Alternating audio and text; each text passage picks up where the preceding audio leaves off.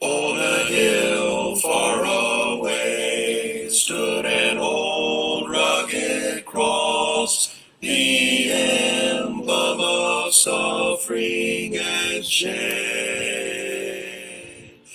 And I love that old cross where the dearest and best for a world of lost sinners was slain. So I'll cherish the cross, the old rugged cross, till my trophies at last I lay down. I will cling to the old rugged cross, and exchange it someday for a crown. Oh, that old rugged cross, so despised by the world, as a wondrous attraction for me.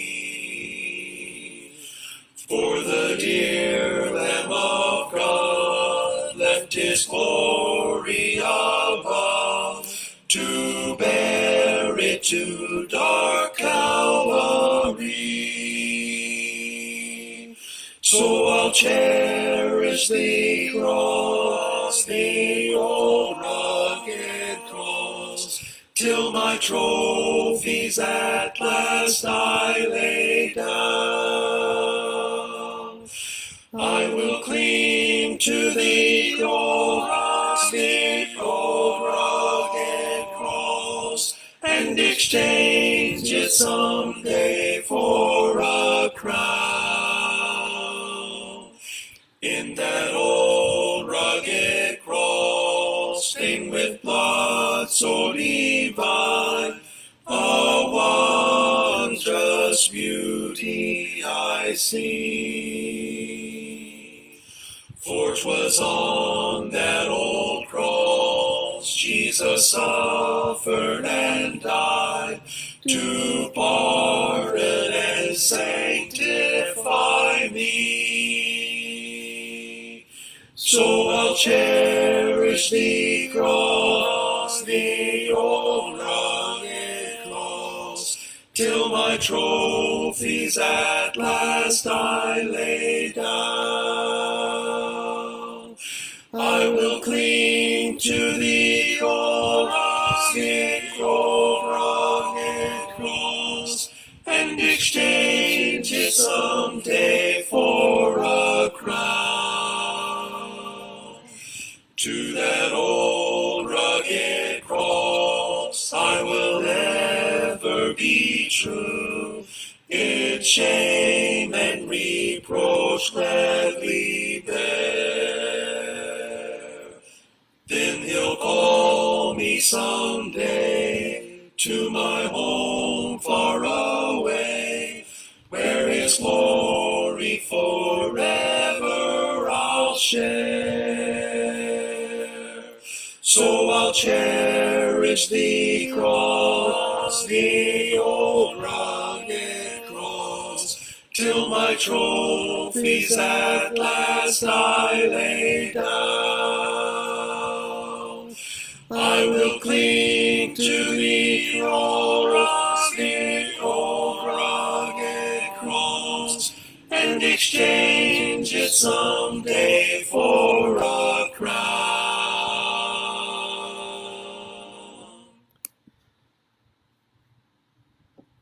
Magandang gabi mga kapatid. Naibang gabi sa iyo amin, ubsat. Maayong gabi mga kaigsuonan. Maya pa ba kaya kong kapatid. So tayo po ngayon ay dito sa Isaiah chapter 48.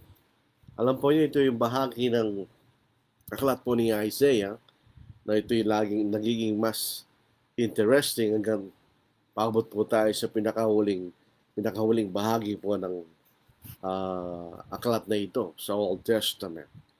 Dito po sa Isaiah chapter 48 verse 1, marami po tayong makikita rito at malalaman na ito po ay nagpapaklaro sa mga bagay-bagay. Ano po? Dito po sa Isaiah chapter 48 verse 1. Pakinggan mo ito, sang bahayan ni Jacob na tinatawag sa pangalan ng Israel.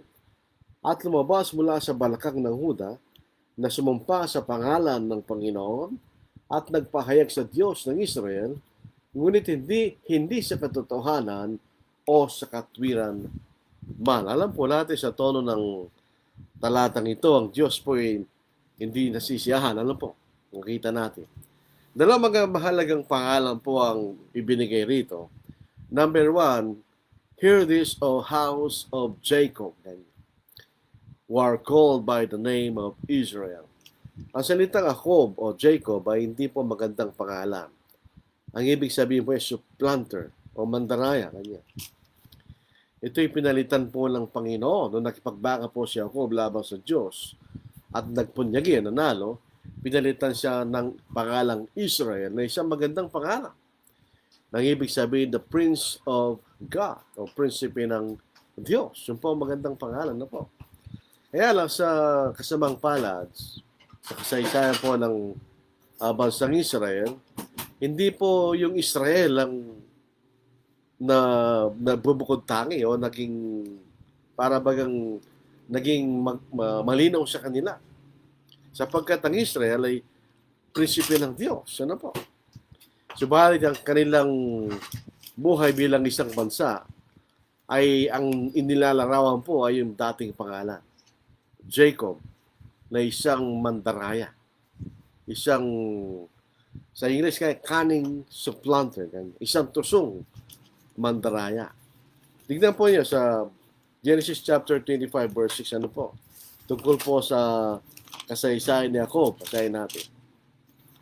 Kung sino po at ang pag-uugali po ng taong ito, ano po, na pinili ng Diyos na panggalingan ng kanyang bayan. Sa 25 verse 6. Subalit ang mga anak na naging mga asawang lingkod ni Abraham, na binigyan ni Abraham ng mga kaloob kanya, habang binabubuhay pa siya, nilayo niya sa mga anak na mga ito kay Isaac na kanyang anak, kanyang pinapunta siya sa lupaing silangan kanya. Dito po sa 27, so sila'y nakarating po sa lupaing ng silangan, chapter 27, 1 to 29, ito po makikita nating kasaysayan ni Jacob. Number 1, yung mga sa naging ipinanganak. Nang ipinanganak po sila, nauna si Esau, kinuha ng pangalan ng kanyang kapatid kanya.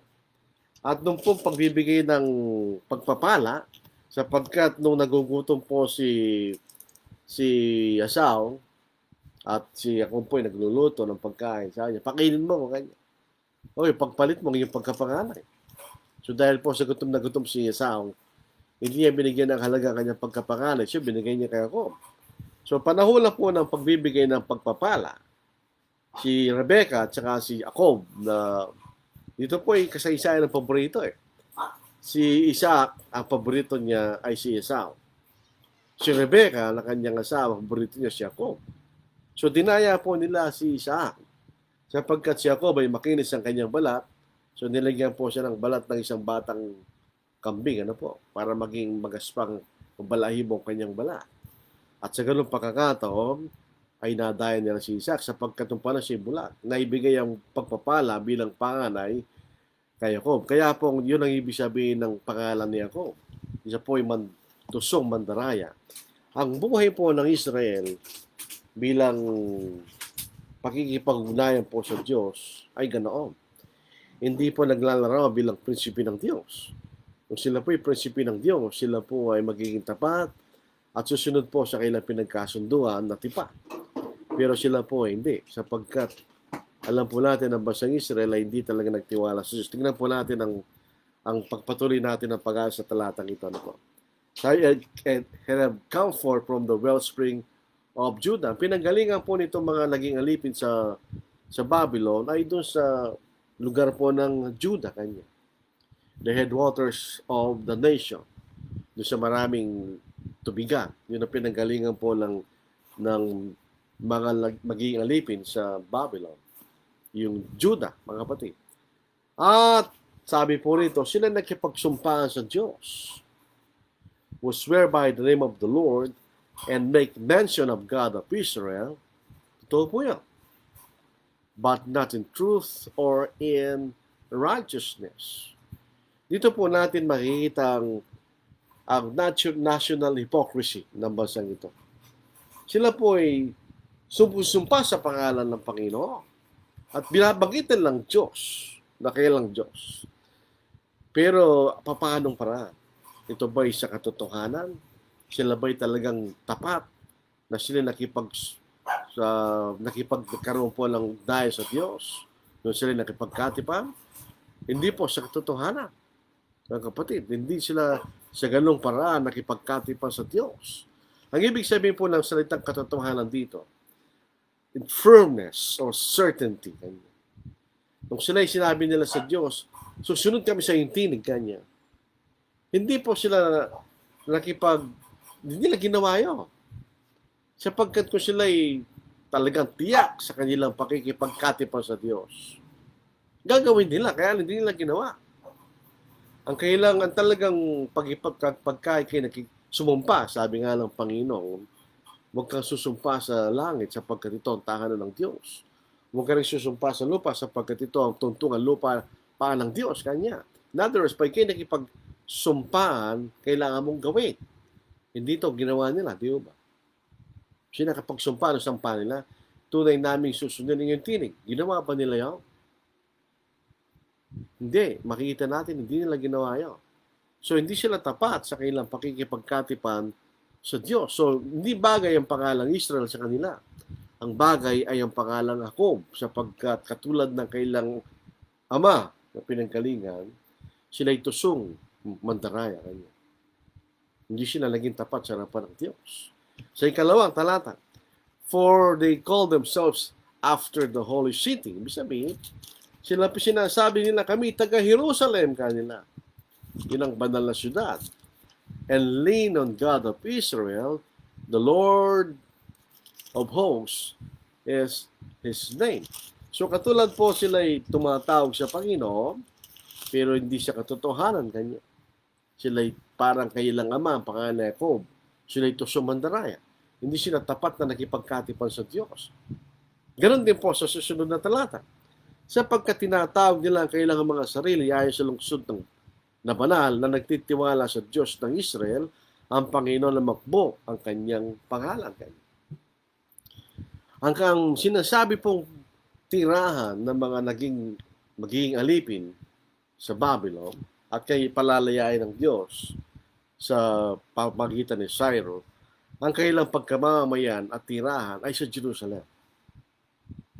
Yun ang sinasabi nila. Ang aming banal na lungsod ay Jerusalem. Yun ang sinasabi nila. Di ba? Sa totoo yun. Physically, yes. At makita natin, ang Diyos, sila po ay parang kumikilig sa Diyos. In other words, inaasahan nilang Diyos. Ang pangalang Diyos, the God of Israel, salitang God, kanya, ang ibig sabihin, ang makapangyarihan ng Israel, kanya. Ang salitang Diyos, Elohim, ang ibig sabihin, dakila, makapangyarihan, kanya. So, ang Diyos ng Israel, ang makapangyarihan ng Israel, kanya ang ibig sabihin, no? So, sila'y kumikilig at tumaas sa Diyos. Sino nga saan nila? At sabi niya, the Lord of Hosts. So itong dalawang pangalan na ito na pangalan ng Diyos, ang Diyos sapagkat siya makapangyarihan at dakila. Doon po sa Psalm 95, sinasabi, sambahin natin ang Diyos, sumigaw tayo ng pagpupuri sapagkat siya dakilang Diyos, kanya, the great King. At hindi lang yun, is the Lord of Hosts. Salitang Lord, yung palaging inuulit natin. Sabi nga ni Harry Osborne, repetition, repetition, repetition. Hindi na natin makalimutan. Ang salitang YHWH na sinasaling Panginoon na nakakapital at LORD na nakakapital sa Old Testament o Jehovah sa American Standard Version o Yahweh sa ibang salin, ang ibig sabihin, the eternally existing one. So ibig sabihin, the Lord of Hosts, ang ibig sabihin niyan, the eternally existing one who is over all. Siya po ang namumuno sa lahat, ibig sabihin. So ito'y namumuno sa lahat, na palaging umiiral, at siya'y makapangyarihang Diyos. Kanya. Ito, ang bansang Israel ay umaasa sa Diyos, na sila'y palaging humingi ng tulong sa Diyos. Pero hindi siya pananampalataya. Dahil hindi sila tunay na sumasampalataya. O sa kaparaanan, o hindi naman sila talagang nararapat doon sa ganong paghingi ng tulong sa Diyos. Bakit? Hindi sila tapat. Tingnan nyo, ang makita natin din, ba't nagagalit ang Diyos? Inaasahan ng Israel ang Diyos. Pero hindi naman sila tapat. Sino ang kausap nila? Hindi nila naintindihan. Ano? Ang kausap nila ay Diyos. Elohim, na ibig sabihin, makapangyarihan o dakila. Yun ang kausap nila. Sino ang kausap nila? Ang palagi nang umiiral na namumuno sa lahat. Yun ang kausap nila. Tapos hindi sila tapat. So in other words, hindi nila alam kung anong ginagawa nila. Ang kausap nila ay makapangyarihan, Diyos, na palagi nang umiiral. Hindi sila makakatakas sa Diyos. So ito makikita nito ito ay isang pananalita ng Diyos na para bagang siya'y nagre-reklamo. Oo, kanya. Yung kinikilala niyo ako, pwede sa katotohanan, dahil di naman kayo sumusunod sa akin. Kanya. Parang yung sinabi ng Panginoon sa Lucas 6, chapter 6, verse 46, tinatawag niyo ang Panginoon, di naman yung ginagawa, mga bagay na sinasabi kanya. So, ikatlong talata, aking ipinapahayag, dito naman, nakita natin, bakit palagi tinuulit ng Diyos ito? Ine-emphasize niya. Bakit? Sapagkat itong mga Israel na ito, mga Israelita, yung mga taga-Juda, kahit yung Northern Kingdom, sila yung sumabas ng mga Diyos-Diyosa. So pinamamukha ng Diyos, sinong kausap niyo kanya? Sino itong inaasahan niyo, hindi naman kayo tapat kanya? Aking ipinapahayag ang mga dating bagay mula ng una, iyon ay lumabas sa aking bibig at aking ipinakilala at bigla kong ginawa at mga yun nangyari kanya. I have declared the former things from the beginning. They went forth from my mouth, and I caused them to hear it. Suddenly I did them, and they came to pass. Ito po ay inuulit-ulit. Ipapaalala ko po yung mga talata. Chapter 41, verse 22. Chapter 42, verse 9. Chapter 43, verses 1 to verse 18. Chapter 47, 7 to 8. Chapter 45, verse 21. Chapter 46, 9 to 10. Ito yung sinasabi ng Panginoon. Labis niya sinabi ito kanya. Sinabi ko yung dati mga bagay mula sa simula at aking ginawa kanya. Ibig na yung mga bagay na sinabi ng Diyos at kanyang ginawa kanya. Nagpapakilala man ng kanyang pangyarihan kontra sa mga Diyos-Diyosan. Hindi nga nagsasalita yun at wala naman sila nagagawa kanya. So ano mga bagay ang kanyang ipinahayag? Tingnan po natin kung anong mga bagay kanyang pinahayag. Tandaan po natin si Isaiah, approximately, nung siya naging propeta, ay siya nagpropesiya mula sa 740 to 700 BC. So, 40 taon siyang nangangaral sa bansang Israel. Kanya. So, ano mga bagay na pinahayag ng Diyos at kanyang ginawa? Ito yung mga hulat na sinabi niya kay Abraham. Ika'y magiging dakilang bansa at ibibigay ko sa iyo lupain ng Kanaan. Kanya. Ito yung mga bagay na ipinahayag sa Egypto. Sila'y naging alipin sa Egypto. Sinabi kay Abraham, apat na taon sila maglilingkod sa bayan ng di kanila kanya.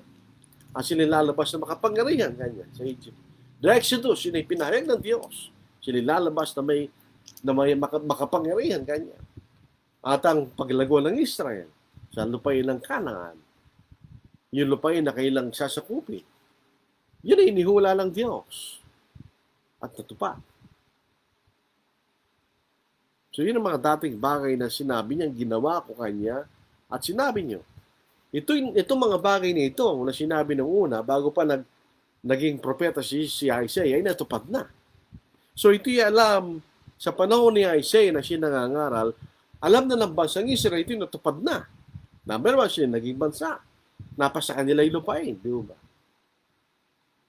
Lahat ng pinangako ng Diyos kay Abraham ay natupad. Pati paglabas sila mula sa Egypto ay natupad. So ito yung mga bagay na sinabi niya at natupad. So anong pinapatunayan no? Ito bansang Israel, pwede nilang basahin ang kasaysayan nito at pagkatupad sapagkat natupad na.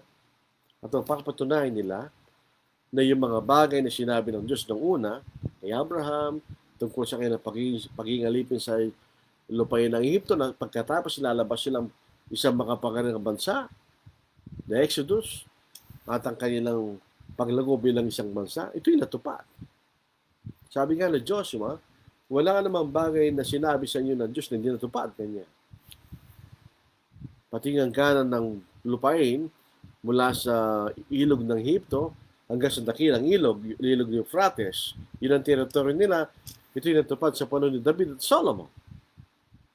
So, ibig sabihin, yun lahat ng mga bagay na sinabi ng Diyos ay natupad. At ang bansang Israel ay hindi po nila mapapasubalihan yun sapagkat nakasulat. Noon po naging propeta si Isaias, 7:40-7, natupad na yung mga yon at nakasulat na. So, hindi nila maitatatwa, di ba? Alam nila yon.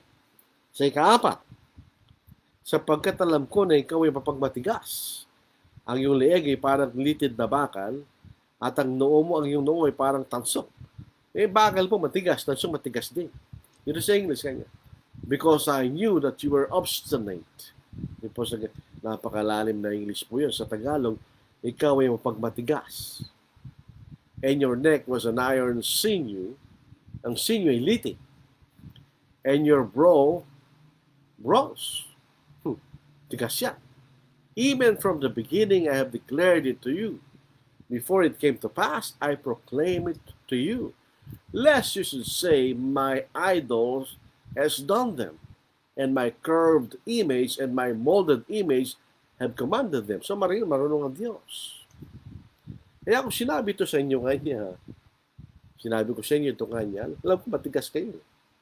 Alam ko matigas ang ulo nyo kanya. Ang litin nyo bakal. At ang inyong mga eyebrow ay bronze. Matigas kayo kanya. Ibig sabihin, baka kung hindi ko pa sinabi ito, sasabihin nyo, yung Diyos-Diyosan ko ang gumawa nito kanya. So, tatlong bagay po, makita natin. Number 1, kayo matigas kanya. Matigas. Stubborn. Pasaway. Kanya. Yung mga bagay na ipinag-utos sa kanilang Diyos, hindi nila ginagawa ayon sa kalooban ng Diyos. Ang kailang leeg kanya ay ang kailang litid sa leeg ay bakal kanya. Stiff neck. Palagi tumitingin sa kanilang pinanggalingan kanya. Ito'y gawa sa bakal, hindi sa laman. Tigas. At ang kailang mga brow ay gawa, matigas din. Gawa lang brass o tansong. Hard-headed. Yung makikita natin, matigas talaga ang ulo ng bansang Israel. Kung hindi ko pa sinabi ito kanya, di po ito naisulat bilang katunayan, makasabihin nyo kanya, ang inyong mga Diyos-Diyosan ang nagutos sa mga bagay na ito at sila tumupad. Yun ang sabi ng Diyos. So, ang tono pong ito ay matigas. Pinagagalitan ng Diyos ang kanyang bayan. Di ba? Tigas ang ulo niya, ganyan. Ang iyong leg, bakal, parang kayong tumitingin sa pinanggalingan nyo, kanya. Marami kayong nagre-reklamo.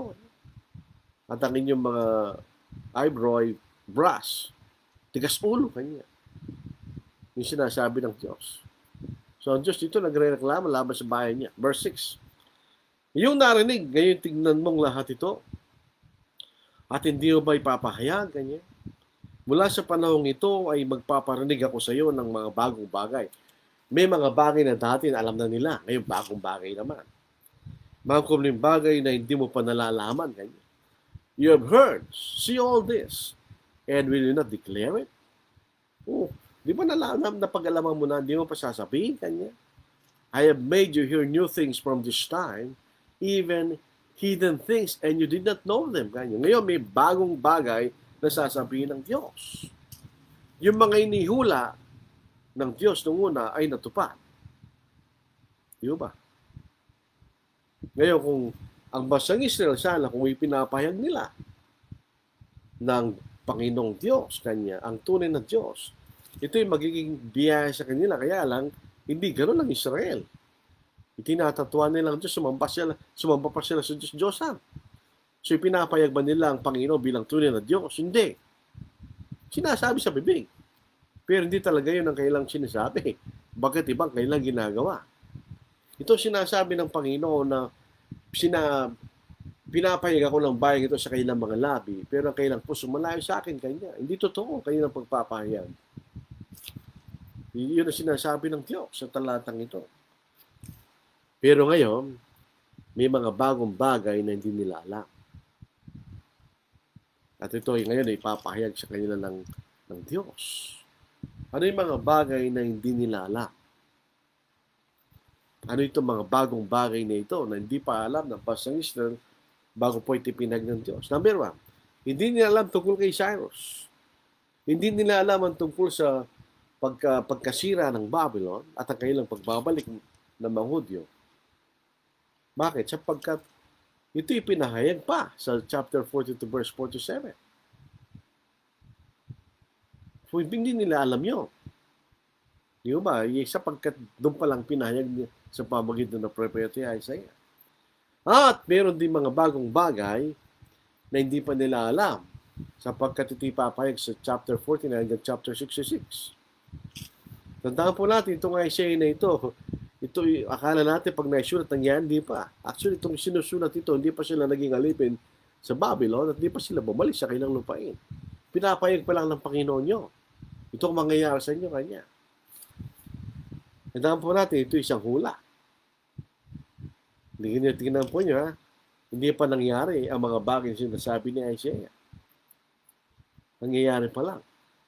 Sa 48 verse 6, sabi niya, new things, sabi nga po natin kanina.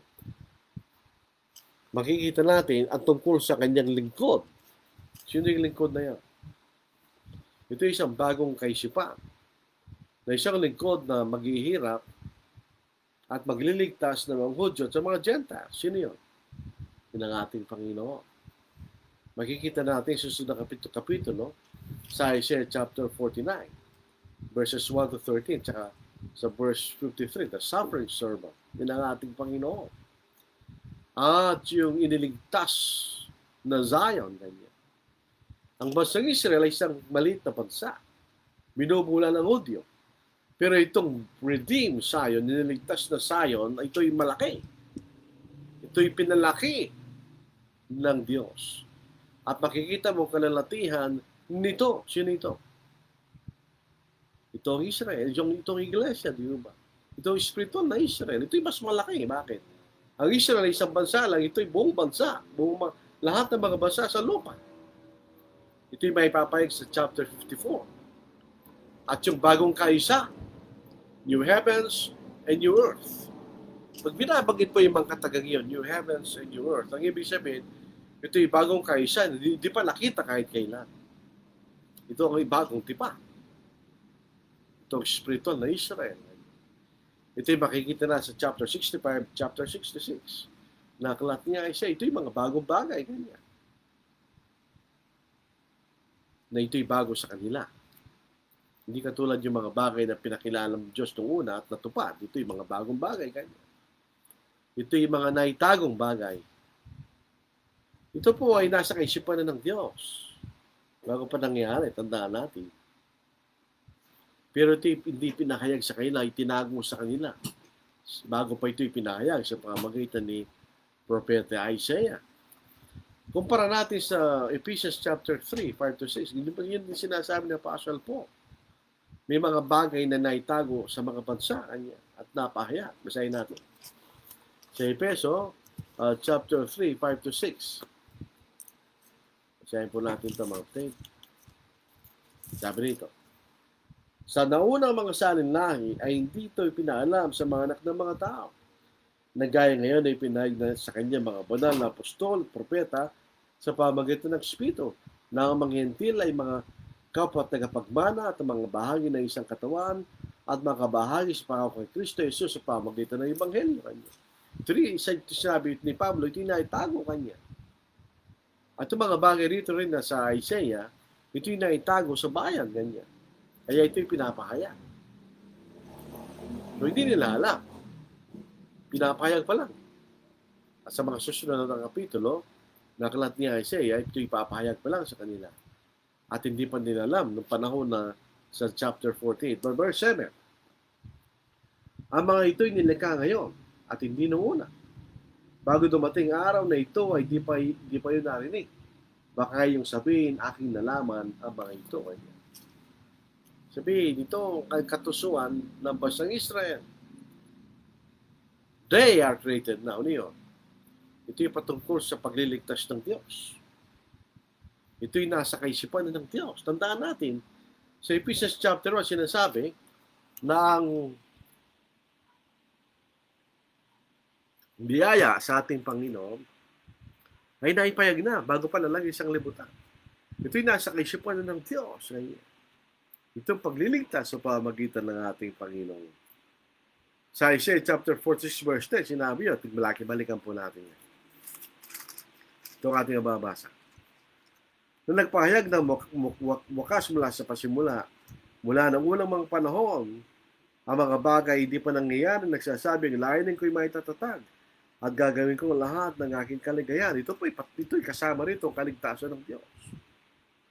Kahit po sa bagong tipan, ganun ang ating makikita. So ito pong bagay na ito, hindi pa naipahayag sa kanila. Baka kung sabihin, alam ko na yan. Hindi na masasabing alam na nila pagkat hindi po ito napahayag sa kanila. Sa verse, created now, kanya. They are created now. Ito rin po yung patungkol sa pagbabalik ng mga Hudyo mula sa kainulupain sa pamagitan ni Cyrus. Bakit niya gagawin yun? Sapagkat ang Diyos ay gumagawa para matupad niya ang kanyang layunin. Ano yung kanyang layunin na yun? Niligtas ang kanyang Diyos sa pamagitan ng ating Panginoon. Hindi pa nila alam ito. Pinapahayag pa lang sa kanila. Baka sabihin nila, alam na namin yan, pinahayag niya na aming mga idolo kanya. Pero hindi nila alam. Kaya ito'y pinapahayag pa lang sa kanila ng Diyos. So, hindi nila masasabi, ipinahayag nila yan ng aming mga idolo kanya na sinasamba. Hindi nila alam. Ngayon pa lang nila nalalaman sapagkat ito'y ipinapahayag pa lang sa kanila ng Diyos kanya. Ikawalo.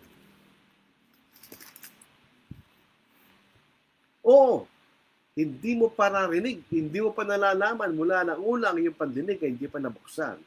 Sapagkat alam ko na ikaw ay gagawa ng may kataksilan at tinawag na sa wayin mula sa iyong pagsilang ngayon. Surely you did not hear, surely you did not know. Surely from long ago your ear was not opened, for I knew that you would deal very treacherously and were called a transgressor from the womb. Kaya nga, yung kanilang ama, si Jacob, ganun, di ba? So yung mapagaling nila. Bakit dito pinahayag sa kanila? Ano ang dahilan ng Diyos? Number one, ang sitwasyon ng kanilang kaisupa. Sabi niya, ang iyong tenga hindi pa nabuksan. Ang kanilang tenga ay hindi bukas upang mangunawaan nila ito. Ang kanilang sitwasyon, sa Isaiah chapter 6, sinabi niya, di ba? Inulit ito ng Panginoon sa Matthew chapter 13, 14-15. May mga tenga di nakakarinig, may mga mata hindi nakita, may mga tenga di nakakaunawa kanya. So kung gano'n ang kondisyon ng inyong kaisipan kanya, hindi niyo maanuan, ba't ko papahig sa inyo kanya? At gayon din ang Diyos, alam siya ang Diyos ay nalalaman nila ang kailang kataksilan at hindi tapat. Hindi nila ginawa ang kailang sumpa sa Diyos na sila'y susunod sa tinig ng Diyos kanya. So yun ang sinasabi rito. Kaya hindi ko pinahayag noong una kanya ang mga bagay na ito. Ngayon ko palang ipinapayag sa inyo. Sa verse 9, alang-alang sa aking pangalan na inuurong ko ang galit ko. At dahil sa kapurihan ko, ipinigil ko yun para sa iyo upang hindi kita hihiwalay. Kung gugustuhin ng Diyos, sa unang pagkakasala pa lang ng Israel, papatay na sila ng Diyos. Sapagkat ang galit ng Diyos ay dahil sa kanilang pagkakasala. Bakit hindi sabi niya, hindi niya ginawa ang patayin na kaagad ang Israel. Sapagkat para matupad ng Diyos ang kanyang layunin o plano, ang pagdating ng kanyang anak sa Galatians chapter 5 verse 4, di ba? Sa takdang panahon kanya, sa kapuspusan ng panahon, ay sinugo niyang kanyang anak, ipinanganak sa isang babae sa ilalim ng kautusan. Kaya ang galit ng Diyos kanya ipinutol niya. Hindi niya kaagad pinutol ang bansang Israel.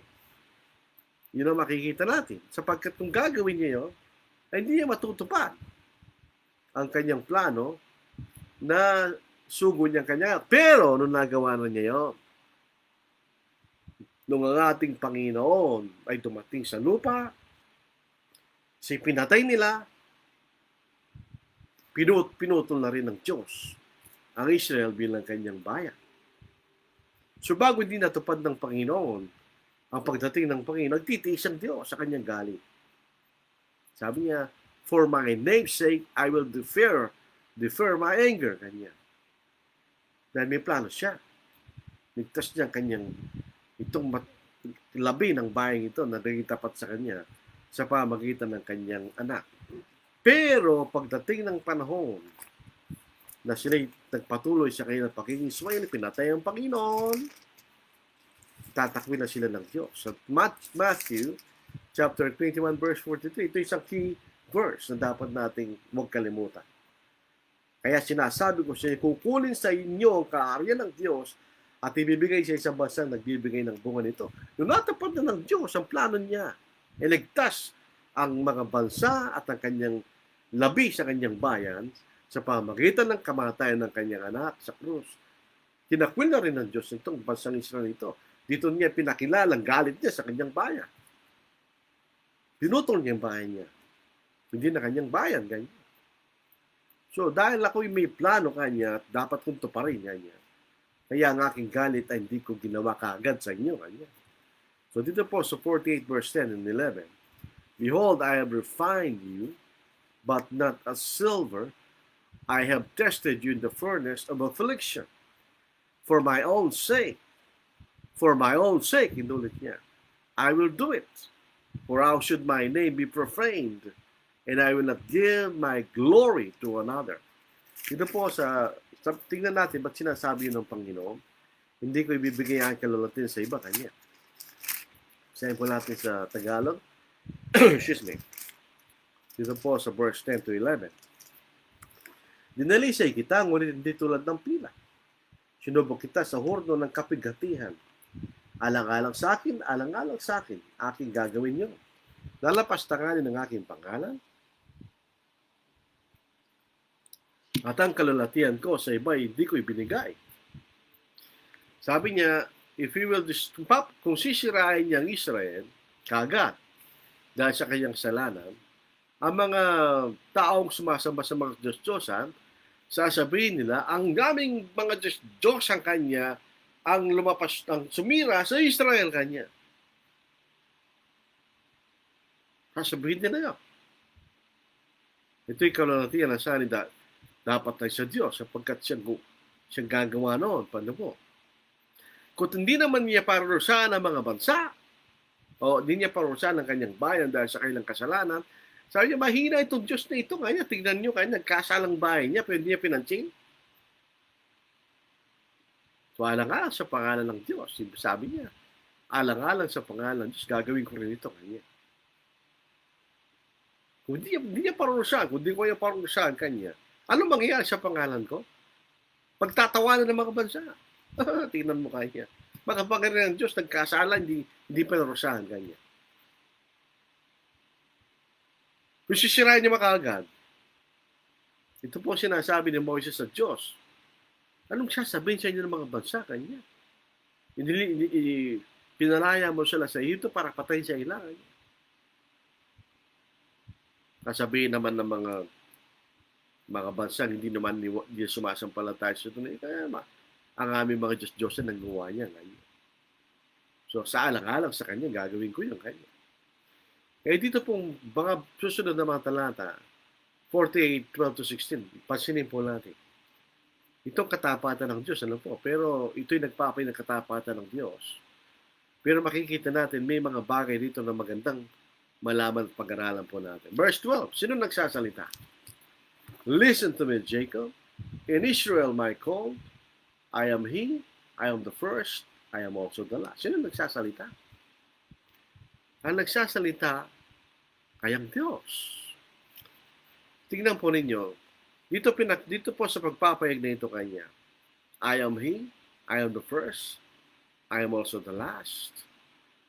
Sabi niya, listen to me, Jacob, and Israel my call. Ito yung nagpapakita ng katiyakan mula sa Diyos. Ito yung assurance sa Diyos. Bagamat ang bansang ito ay lapastangan at hindi tapat kanya. Pero nagpapakilala siya ng katiyakan mula sa Diyos. Bakit? Sabi niya, ang Israel ang aking piniling bansa. Ito po yung sinabi sa 41. Ito sinabi rin po sa chapter 44 verse 1. Ito ang piniling kong bansa. Ito tinawag ko kanya sa aking pangalan. In other words, ito yung aking bansa kanya. Sinasabi ng Diyos sa talatang ito. At isang katiyakan sa bagay na ito ay ang Diyos ay walang hanggan. Ito yung guarantee. I am He. I am He. I am. Yun yung YSWH. Palagi kong humihingi kanya. Anong sasabihin niyo sa akin kung hindi ko gagawin ang aking sinabi? Ayan, dito ko palagi kanya.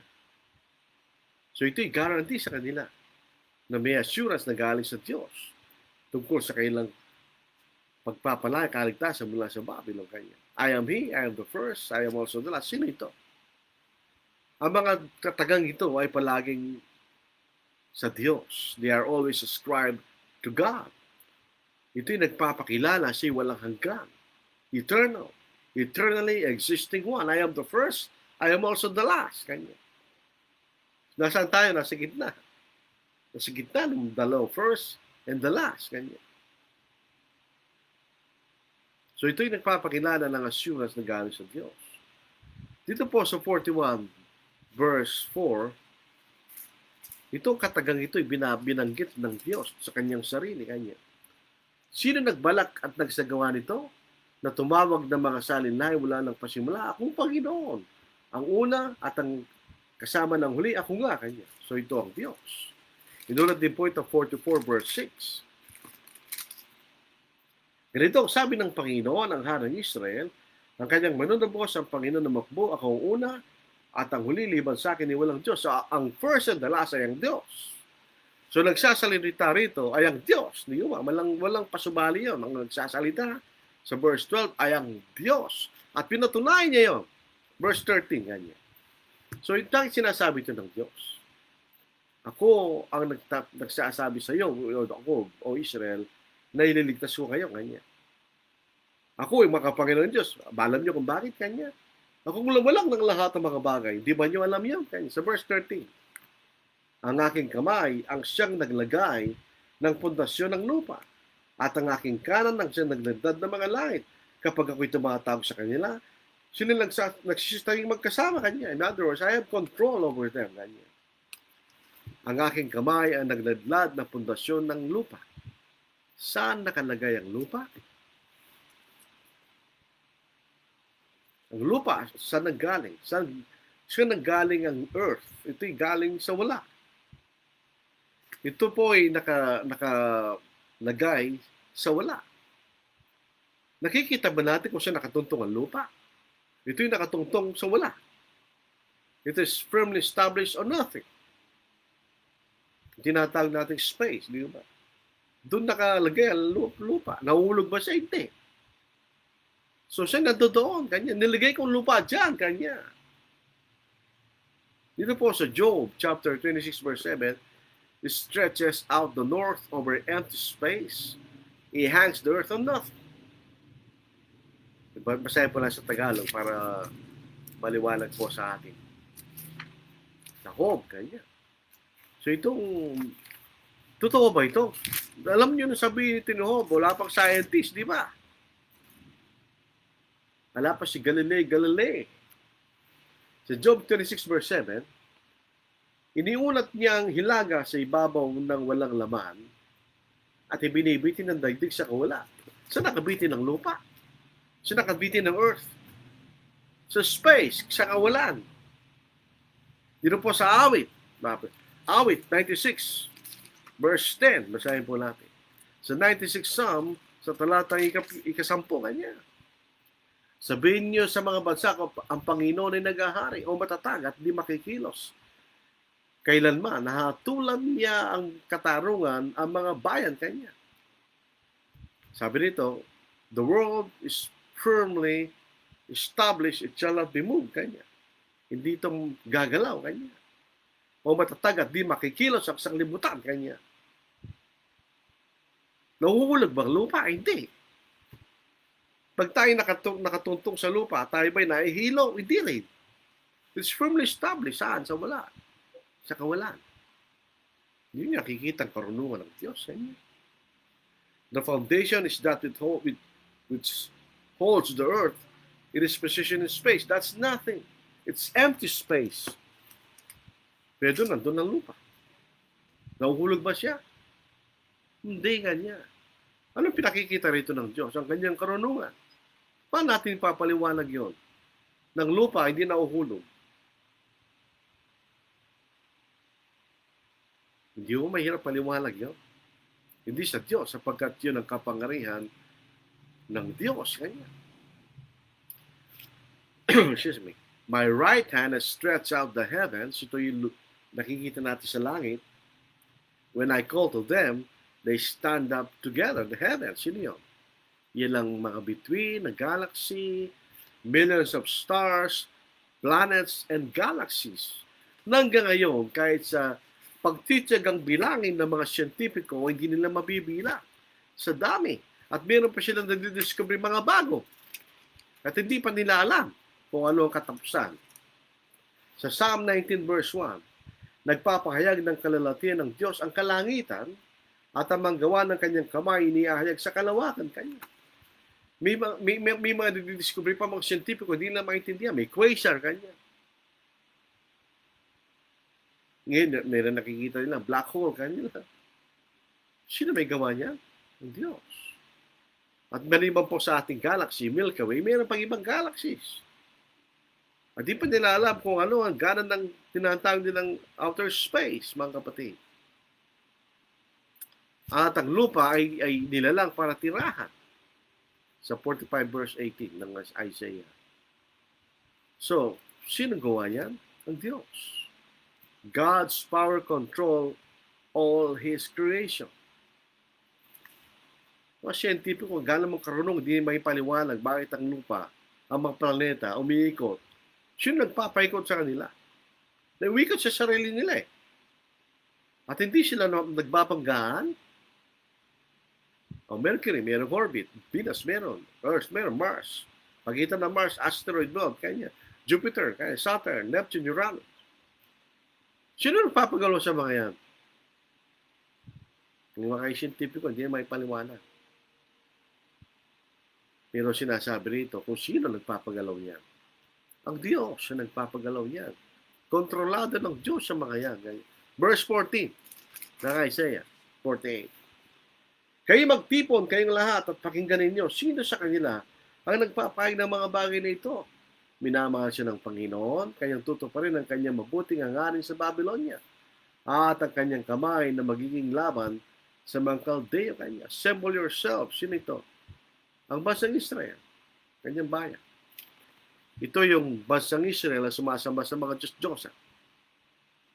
Sinabi niya sa kanila, siya po ay maglalagay ng isang ibong mandaragit mula sa silangan, mula sa isang malayong lupain kanya. Nagagawin ang kalooban ng Diyos. So, sabihin, sa punto vista ng pagkalipin, hindi pa nangyayari yan. Gagawin pa lang ng Diyos yan. Gagawin niya. Bakit magagawa niya? Ito ang sinasabi niya, ginawa ko yung mga yan, kanya eh. Gagawin ko rin yan. Yun yung sabihin niya. Yung sabihin, nakita niyo, ginawa ko kanya. Nagawa ko yung kanya, gagawin ko rin yan, kanya. Yung Cyrus, na pag-aralan po natin sa Cyrus, chapter 44 verse 28, chapter 45 verse 1. Sa paanong paraan na siya'y mahal ng Diyos. The Lord loves him kanya. Mahal niya in the sense na gagawin ng Diyos ng buong katapatan ang sinabi niya tungkol sa kanya. Nagagawin ni Cyrus ang kaligayahan ng Diyos kanya. Na ano? Napalalayain ni Cyrus ang kanyang bayan mula sa Babylon. So yun ang makikita natin. Verse 15. Ako'y nagsalita. Oo, aking tinawag siya. Aking dinala siya. At kanyang pagtatagumpayin ang mga lakad niya. Kasi natin nagsasalita ang Diyos. Ano po? Ang Diyos ang nagsalita. Sino ito? Siya walang hanggan. The first and the last. Siyang lumalang ng lahat ng mga bagay kahit yung sa kalawakan kanya. Siya rin po ang kumokontrol ng mga bagay na kanya niya lang. At ang direktor ng kasaysayan. Siya naggumagawa ng kasaysayan. Ito ang Diyos. Ito ang nagsasalita kanya. Ang kaligtasan ng bansang Israel ay nakokondisyon kanya sa pananampalataya na sila sa Diyos na nagsasalita sa kanila. Kaya hindi lahat ay bumalik. Sapagkat yung bumalik ay nagpakita ng pananampalataya sa Diyos. So ako nagsasalita. Ang Diyos kanya. Ng makapangyarihan, siya nagsasalita sa bansang Israel. Ito lang interesante. Verse 16. Tignan natin mabuti. Come ye near unto me. Hear ye this. From the beginning I have not spoken in secret. From the time that it was, there am I. And now the Lord Jehovah has sent me in His Spirit. Sino nagsasalita? Ang Diyos, di ba? Sinong sinugo? Sino sinusugo rito? May nagsasabi si Isaiah. Hindi ko mapaniwala si Isaiah. Pero sabi ng isang kapatid, si Homer Haley, kanya, si Kristo ang sinusugo rito. Isipin po natin, sabi na si Isaiah daw ang sinugo. Sino ba nagsasalita? Mula sa verse 12.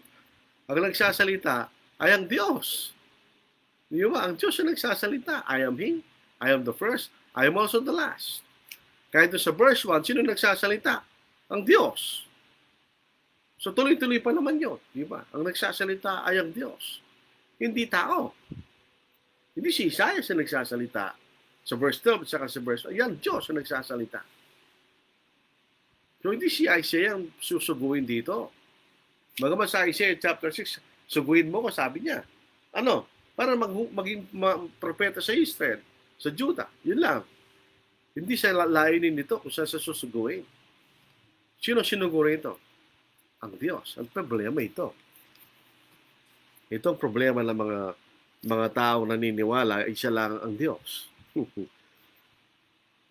Pero bago tayo pumunta riyan ngayon. Come ye near to me. Hear ye this. So, ibig sabihin, para bagang meron gustong bagong importanteng topic ang kanya sasabihin. Tandaan po natin, mula sa simula, pinapahayag ng Diyos ang kanyang kalooban sa pamamagitan ng mga propeta. Hindi niya itinatago ang kanyang gustong gawin. Kanya. He has not spoken in secret. Sa palagi niya sinasabi. So, meron isang sasabihin. Hear ye this. Kanya. Excuse me.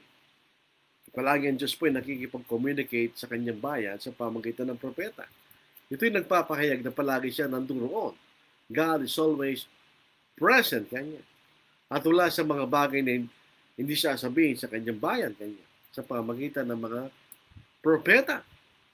So, sino sinugo? Ang servant. Ang servant na pinahayag sa atin sa chapter 42 verses 1 to 13. Ito po ibabanggitin muli sa chapter 49, sa susunod na kapitulo, chapter verses 1 to verse 13, sa chapter 50, sa pangalawang kapitulo, mula sa 48, chapter 4, verse 4 to verse 11, chapter 52, verse 13, to verse 53 to verse 12. Iulit-ulitin na ito, sinong lingkod na ito? Ang lingkod na ito, walang iba kundi ng ating Panginoon. Ito'y tumutukoy ito sa pagdating ng tagapagligtas. Ito rin po yung binanggit sa chapter 61 verse 1 to 30. Ano yung sinasabi ng Diyos? Hindi lamang sila ililigtas mula sa pagkalipin sa Babylon, di lang yun. Ang mas mahalagang dahilan bakit sila pabalik sa kanilang lupain ay upang dumating ang tagapagligtas nila mula sa kanila, di ba? Yung pinangako sa pamagitan ni Abraham. Ang iyong binhi na magpapala sa lahat ng mga angkan sa lupa kanya. So ito ang tema ng Isaiah. Ang main theme ng Isaiah ay ang pagdating ng pinahiran ng langis ng Diyos. Ang Kristo, ang Mesiyas, yan ang ating Panginoon.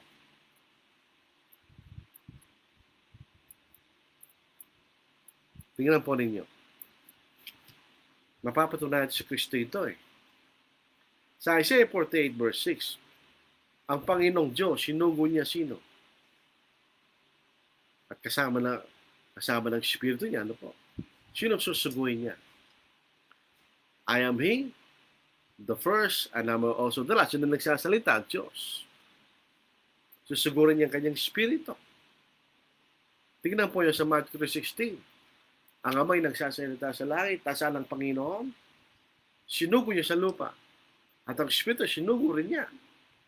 So may parallel, di ba? Itong problema rito. Sabi nila, isang person na lang ang Diyos, ang Ama lang. Ang Ama lang. Ilan lang dito? 3, di ba? 3 binabanggit dito. Yung nagsasalita ang Diyos. Sino nagsugo? Ang Panginoon Diyos. Ano pa? Ang Espiritu. 3 yun.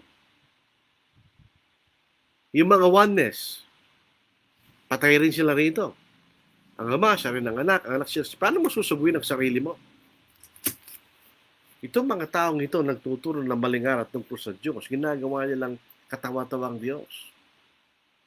Yung mga oneness, minsan ako ang Ama, tapos ako ang anak, tapos ang Espiritu Santo. Anong ginawa mo sa Diyos? Ginawa mo siyang katawa-tawa. Ginawa mo katawa-tawa ang Panginoon habang nung nanalangin siya sa langit, eh, wala naman siya yung dinadalanginan doon. Kung siya rin ang Ama. Eh kung ang Diyos lang ang Ama rin, kanya, ilan ang dinasabi dito? Yung nagsasalita ay Diyos.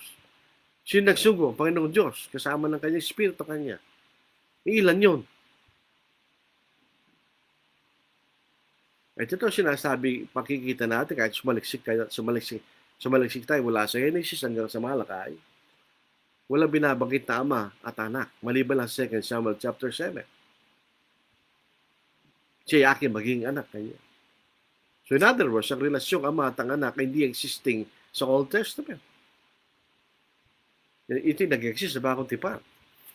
So yun yung makita nyo. Very interesting po ito, di ba? Nung ito ako po bagong mangangaral, ito yung pinag-aaralan ko tungkol sa pagka-Diyos. Makarating po ako dito sa kapitulo ito, luminaw sa akin. Oo nga, ano? Ito'y malinaw. 3 itong binabanggit dito.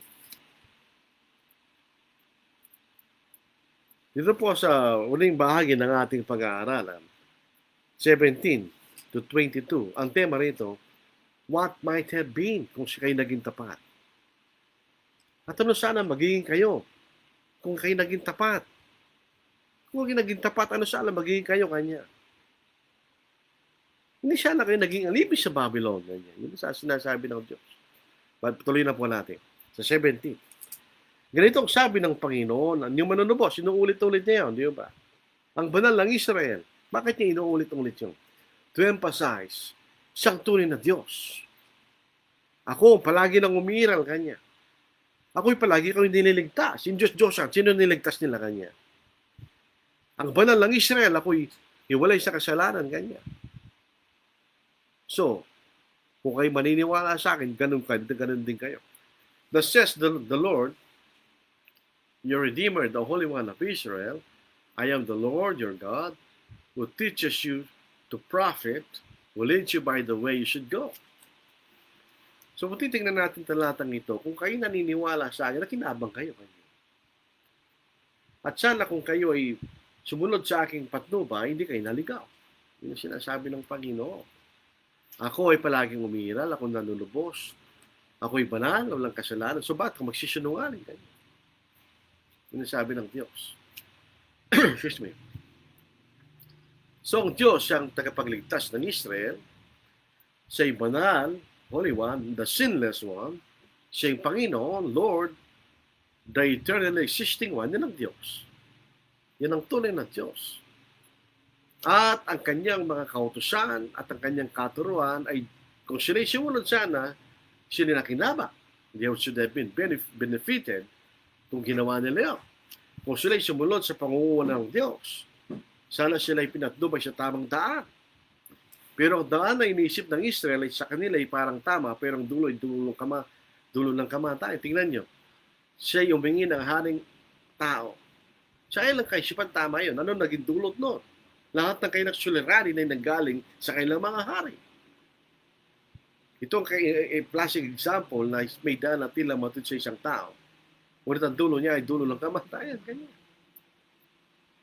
Makita nyo kanya, hindi kayo sumunod eh. Kung sumunod lang sana, kinabang kayo. 48:18 hanggang 19. O kung dininig mo sana ng aking mangutos, dininig mo sana. So hindi nila dininig. Ang iyong kapayapaan sa naging parang ilog. Ganyan. At ang iyong katwiran ay parang mga alon sa dagat. Ang iyong lahi sana ay naging parang buhangin. Ang iyong mga supling ay parang mga butilyon. At ang kailang pangalan ay hindi tatanggalin o mawawasak man sa harapan ko. Kanya. Oh, that you had heeded my commandments. Then your peace would have been like a river. When peace like a river. Dito nanggaling yun.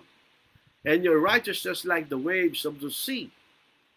Your descendants also would have been like the sun, and the offspring of your body like the grains of sun. His name would have not been cut off nor destroyed from before me. Kanya. Ito ang sigaw ng Panginoon sa kanila. Kung sana'y sumunod kayo sa aking mga kautusan. Ito sana ang nangyari sa inyo, Kanya. Hindi sana kayo naging alipin sa Babylon. Yun ang sabi ng Diyos. Kung sumunod kayo sa aking mga kautos. Dito po sa awit, 119, verse 172, Kanya. My tongue shall speak of your word, for all your commandments are righteousness. Kung sumunod kayo, di naging matuwid kayo, Kanya. Sa Nehemiah chapter 9, verse 13, you came down also on Mount Sinai and spoke with them from heaven and gave them just ordinances and true laws, good statutes and commandments. Meron bang utos ng Diyos na mas wala? Kung sumunod sana kayo kanya sa aking mga utos. Yun ang sabi ng Diyos. Ano ang benepisyo kung sila'y sumunod? Peace like a river. Kung merong kapayapaan na parang ilog, ang ilog, hindi natatapos ang ilog. Di ba? So, hindi matatapos ang kapayapaan nyo, kanya. Ang kapayapaan nyo sana ay naging lubusan at matiwasay. Wala sana kayong problema, kanya. Sinasabi ng Diyos. At ang inyong katwiran, at ang bunga ng kailang pamumuhay na dalisay dahil sa pagsunod nila sa kautusan ng Diyos, ay para hindi mabibilang kanya. Ang biyaya. Katulad ng yung alon. Ang alon ba yung humihinto kanya? Hindi, di ba? So, ang katwiran niya parang alon, di yung natatapos kanya. Sabi niya. At ang inyong mga lahi ay hindi mabibilang kanya. Katulad ng mga buhangin sa dagat. Tulad na yung pinakado sa Abraham. Pero siya pinutol ng Diyos. Paano ngayon ang kailang lahi magiging parang buhangin sa dagat? Dahil sila ay nagkasala laban sa Diyos. At ang kailang pangalan ay hindi puputulin. So sila ay mananatiling bayan ng Diyos. Sila ay iiral pa bilang ibang isang bansa. Pero bakit sila naputol? Dahil sila ay nagkasala sa Diyos. Eventually, sila ay natulan ng Diyos noong 70 AD, di ba? At sila ay nawala bilang isang bansa. Sa verse 20, go forth from Babylon, flee from the Chaldeans. With a voice of singing, declare, proclaim this, utter it to the end of the earth, say the Lord has redeemed his servant Jacob.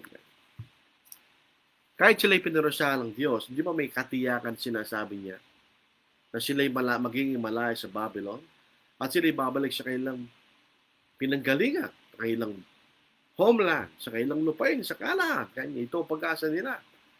At pagka yun ay mangyayari, ano ang mangyayari? Ang bayang ito ay di nakapagpuri sa Diyos sa lupain ng Babylon. Sapagkat sila naging alipin. Hindi sila makasyon sa kanilang kalooban. Siyempre sila ay susunod sa kalooban ng kailangang malipin sa kanila. Dito po sa 137th Psalm, dito po sa talatang 1-4, sa tabi ng mangilog ng Babylon, doon tayo naupo tumiyak ng sayo na yating maalala. Sa mga punong sausi sa gitna nito, ating ibinitin ng mga alpa natin doon, sapagkat doon ang mga bumihag sa atin ay humingi sa atin ng mga awitin. At ay hiningan ng katuwaan ng mga nagpahirap sa atin doon. Awitin ninyo sa amin ang isa sa mga awit ng Sion. Paano namin naawitin ang awit ng Panginoon sa isang lupaing banyaga kanya? So hindi sila nakapagpuri sa Diyos sa lupain ng Babylon. Pag alis sila sa lupain na yun, ganun gagawin nila, sila iaawit na ipinapahiga kayo ng kaligtasan sapagkat ang Panginoon ay nagligtas sa kanyang bayan at kanya. So ito'y larawan ng kasiyahan at kagalakan. Habang sila'y pabalik sa kanilang lupain, sila'y pupuri muli sa kanilang Diyos. Yun ang sinasabi. 21 hanggang 21. At sila'y hindi nauhaw ng patnubayan niya sila sa mga ilang. Kanyang pinaagos ang tubig mula sa bato para sa kanila. Kanyang nilagyan ng guwang ang bato at ang bato'y bumukal. Kanya. Ito po ay pagpapakilala ng pagmamalasakit ng Diyos sa kanyang bayan sa kailang pagbabalik. Katulad ng kailang paglaya mula sa Egypto, ginawa rin ng Diyos yun. Ibinigay niya ang pangangailangan ng kanyang bayan. Pagbalik ng kanyang bayan sa kailang lupain, ganyan din ang kailang gagawin. Kanyang gagawin ng Diyos. Bibigyan ng Diyos ang pangangailangan ng kanyang bayan at dadalhin sila sa kailang tahanan kanya. Sa Isaiah chapter 43 verse 19, Behold, I will do a new thing. Now it shall spring forth. Shall you not know it? I will even make a road in the wilderness and rivers in the desert. Sapagkat iyon ang ibibigay sa kanila ng Diyos sa kanilang pagbabalik. Dito po sa Ezra, chapter 8, verse 21. Basahin po natin sa ating wika para mas maganda. Ezra, chapter 8, verse 21. Basahin po natin. Pagkatapos ay nagpahiga ko roon ng ayuno sa ilog ng Ahava upang kami magpakmaba sa harapan ng aming Diyos, upang umalap sa Kanya ng matuwid na daan para sa aming sarili at sa aming mga anak at sa lahat ng aming mga pag-aari. Ako'y nahayang umingi sa hari ng isang pangkat na mangkawal at mga bayo pangingatan kami laban sa mangkaway ng aming daraanan. Yamang aming sinabi sa hari, ang kamay ng aming Diyos ay para sa kabutihan ng lahat ng umahanap sa Kanya at ang kapangyarihan ng Kanyang puot ay laban sa lahat ng tumatalikod sa Kanya. Kaya't kami nag-ayuno at nagsumama sa aming Diyos dahil dito at siya nakimig sa aming pakiusap Kanya. So, hindi sila pinabayaan ng Diyos sa pagbabalik nila sa kanilang lupain. There is no peace, says the Lord, for the wicked. Ang mga matuwid, ang biyaya ng kaligtasan, kapayapaan, at proteksyon ng Diyos. Sa mga matuwid, sa mga masama, walang kapayapaan. So yung mga masama ay yung mga sumba sa Diyos sa Israel na lumabag sa kalooban ng Diyos. Sa kanilang puso at sa kanilang relasyon sa kanilang mga karatig bansa, pinakilala nila na wala silang pakialam sa Diyos at sa kanyang mga kautusan. Na pinakita nila wala silang tiwala sa Diyos. Yun. So sila'y masama. Walang kapayapaan. Pero pag tayo matuwid, nasa atin ang proteksyon at kapayapaan. Bakit sinasabi ng Diyos yun? Walang kapayapaan sa mga masama. Baka sakali magsisi ng kanyang bayan mula sa kanilang kasamaan. Hindi po makita niyo ang Diyos. Sino ba ang ating Diyos? Sabay masamang Diyos? Hindi. Sabay tunay na nagmamalasakit? Oo.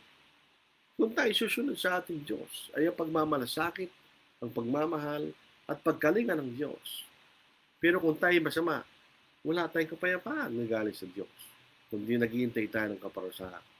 So ito po ang ating paksa sa gabing ito. John Bautista, present and listening. Kennedy Pili Gambol, gandang gabi po sa ating lahat. Kennedy Pili Gambol, emotional hymn, I love it brother. Randy Carilong Shelis, Maya Pabay, Keron, Kapatad, Manalbeking, Balen, Mexico, Pampanga. Ito po ay Kapampangan, yun ang aking wika. Magandang gabi sa inyong lahat mga kapatid. Ako'y nanonood galing sa bayan ng Mexico, probinsya ng Pampanga. Yun ang sinabi niya. Rafael Ortiz, present. Grace Tagaygay, magandang gabi po, Brad. At sa lahat nakikinig, mahayong gabi, sister. John Arbor Takbad, watching even late. Sabi nga ng kasabihan, better late than never. Sabi po ni Kennedy Pili Gambol, kapatid, the fact that Isaiah prophesied everything about Israel has come true. They were so stubborn and obstinate people, yet God is very patient with them. My question is, does anything to do with the birth of Jacob and cheated his birthright, why they came out like this, acted so bad toward God over and over a period of time? Yun po yung kalooban na ginawa ni Rebecca at ni Jacob. Walang kinalaman ng Diyos doon. Silang gumawa nun. Pero ganyan man, mga kapatid, sa pagtingin ng Diyos sa bayan na manggagaling kay Jacob at ang bayan na manggagaling kay Esau, kahit ganito ang bansang Israel na hindi tapat, mas masahol ang bansang galing kay Esau. So pinili ng Diyos ang Jacob.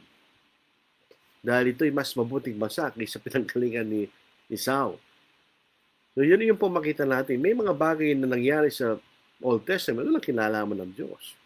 Ito'y ginawa ng mga tao sa kanilang sariling kaisupa. Ito'y ginawa ni Rebecca dahil mas mahal niya si Jacob. At marahil sa kanilang kaisipan yung sinabi ng Diyos at ang matanda ay maglilingkod sa bata kanya. Pero marahil na sa kaisipan ni Rebecca, ito'y ginawa niya.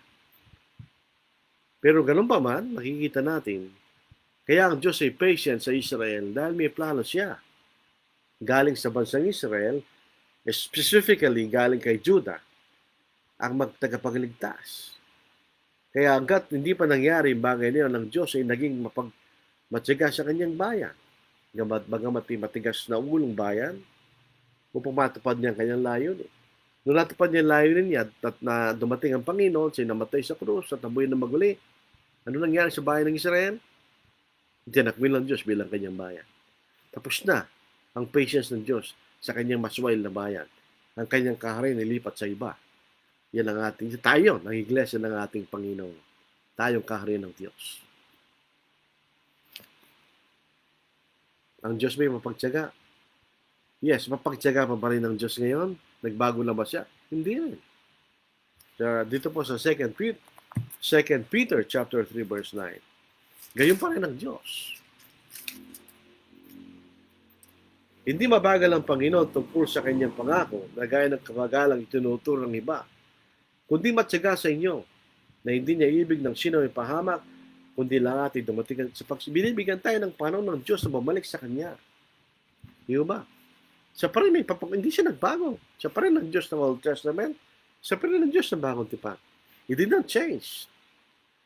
He is patient. Di ba? So maraming salamat sa inyo mga kapatid. Kaya magandang pag-aralan ng lahat ng mga aklat sa Biblia.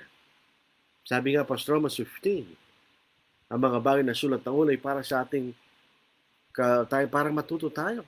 Magkaroon tayo ng pag-asa kanya. Di ba nagkakaroon tayo ng pag-asa? Napapatunayan anong Diyos natin? Ginagawa niya, sinasabi niya. Tinupad niya lahat ng mga bagay na kanyang ipinahayag ng una. At kahit ito sinasabi niya, alam natin ito'y tinupad ng Diyos. Tutuparin ba ng Diyos ang pangako niya? Nabibigyan tayo ng buhay na walang hanggan pagdating ng kanyang anak? Absolutely. Absolutely. Gagawin ng Diyos.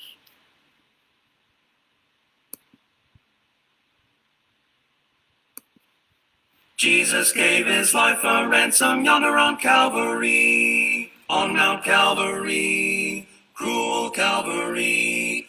Paved the way by blood that we might win a bright shining crown. Praise His holy name. Salvation has been brought down. Oh, glory. Praise the Lord. Salvation has been brought down. Then go and shout and tell it the world around. Go preach it and tell it today. To people in sorrow. Tell it today. Tell it tomorrow. Preach the word of God that we might win a shining crown. Tell the lost salvation is full and free. To sinners spread the blessed news all over the land and sea. Go preach it and tell it afar in every nation. Tell it afar over creation. Praise the Lord, blessed Lord, salvation has been brought down. All alone without a friend, He suffered to pay it all. Yes, He paid it all. Jesus paid it all. In His blessed promises, sweet victory can be found.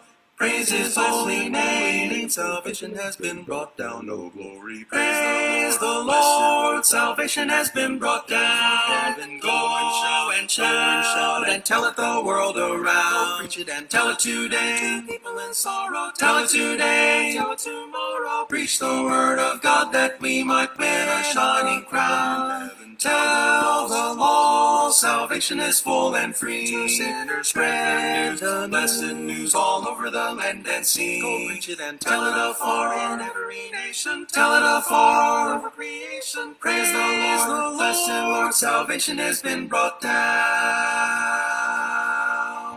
There's a blessed home prepared way over in glory land. In bright glory land, blessed glory land. I have trusted in His love and now I am heaven bound. Praise His holy name. Salvation has been brought down. Oh, glory. Praise the Lord. Salvation has been brought down. Then go and shout and tell it the world around. Preach it and tell it today. To people in sorrow. Tell it today. Tell it tomorrow. Preach the word of God that we might win a shining crown. Tell the lost salvation is full and free. To sinners spread the blessed news all over the land and sea. Go preach it and tell it afar in every nation. Tell it afar over creation. Praise the Lord, blessed Lord, salvation has been brought down. Opo, ang kaligtasan po ay binigay na sa atin ng Diyos sa, excuse me, sa pamagitan po ng ating Panginoon. Tayo po yung manalangin. Amang banal, kayo po ay lagi nagpapasalamat sa inyo sa lahat ng biyaya na inyong ginagawa sa amin na hindi po kami karapat-dapat. Ang dakilang kaligtasan na ibinigay mo sa pamagitan ng aming Panginoon na inyong pinakilala sa talang kasaysayan, inihula at tinupad. Pinakikita po ninyo ang iyong kapangyarihan, ang tunay na pagka-Diyos. Sa inyo lamang po kayo pwede magtiwala o Diyos. Kayo lamang po nagsasabi ng katotohanan. Kayo nagpapatunay ng katotohanan. At kayo po magbibigay ng kaligtasan sa amin pagdating po ng aming Panginoon. Yung po ang aming inaasam o Diyos, ang makasama ka namin sa walang hanggan, sa isang tahalang sa langit na ininanda para sa amin. Ang mga bagay na aming dinadalas ngayon, o Diyos, ang mga pag-uusig, kahirapan, sakit, kamatayan, ay hindi maihambing sa kalalatian na ipahayag mo sa amin pagdating ng aming Panginoon. Yun po ang aming pinagsasaligan, ang pag-asa na yung pinangako sa amin. Alam po namin naman na ikaw ay nagsasabi ng totoo, bagamat ang lahat ng tayo makapagsisinungaling, pero ikaw o Diyos ang nagsasabi ng totohanan. Ito'y napapatunayan namin, Ama, sa pamagitan ng iyong mga salita. Sana patabayan niyo kami, ingatan niyo kami sa pamagdamag na ito, O Diyos. Kahit man po sa mga bagay na sakit, sa sanglibutan na ito, pero kami nagtitiwala sa inyong kalooban, O Diyos, sa inyong kalooban, at hindi sa aming sarili, mga kalooban. Ito ay aming hiningi, pinagpapasalamat sa pangalan ng Kristo. Amen. So bukas ulit po, mga kapatid, ang pagkakaisa naman, the unity in Christ, ang tunay na pagkakaisa. Saan tayo magkakaisa? So sana po ay pagtulutan ng Diyos na pag-aralan po natin bukas. Kennedy Piligan po, salamat. Salamat din, Brad. Randy Khalil ng Chenis, salamat kapatid. Salamat din po. Grace Tagaygay, salamat. Sabi ni Brother Gambol, amen. Amen din. Jojo Acampo, amen. Alam po nyo, ito pong Ryan Loader, salamat po Brad. Salamat din Brad. Alam po nyo, itong pangalan ito, assembly po ito iba-ibang mga kapatid, iba-ibang lugar. At ito po ay ang magic ng teknolohiya. Gamitin natin sa kabutihan at kalalatian ng Diyos. Mag-ingat po tayo mga kapatid. Magpahinga tayo mabuti sa gabing ito. Stay safe.